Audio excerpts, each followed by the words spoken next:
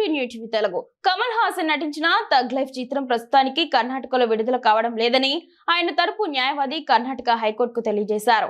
తగ్ life cinema ప్రచార కార్యక్రమంలో కన్నడ భాషపై కమల్ హాసన్ చేసిన వ్యాఖ్యలు తీవ్ర దుమారం రేపిన విషయం తెలిసిందే.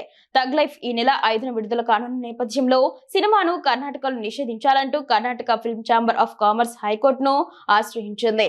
ఈ పిటిషన్ పై విచారణ జరిపిన ఉన్నత న్యాయస్థానం కమల్ హాసన్ వైఖరిపై అసంతృప్తి వ్యక్తం చేసింది.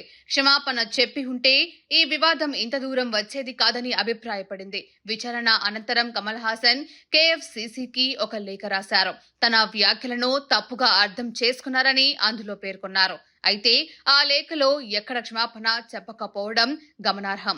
మరోసారి పిటిషన్ విచారణకు వచ్చినప్పుడు కమల్ రాసిన లేఖను ఆయన తరపు న్యాయవాది కోర్టుకు సమర్పించారు. దీనిపై జస్టిస్ నాగప్రసన్న స్పందిస్తూ కమల్ ఇచ్చిన వివరణ బాగానే ఉన్నా అందులో ఒక ముఖ్యమైన వాక్యం లోపించిందని వ్యాఖ్యానించారు. కమల్ వ్యాఖ్యల్లో ఎలాంటి దురుద్దేశం లేదని, ఆయన ఒక వ్యక్తిని ఉద్దేశించి మాత్రమే మాట్లాడారని, కన్నడ భాషను కించపరిచే ఉద్దేశం లేదని కమల్ తరపు న్యాయవాది వాదించారు.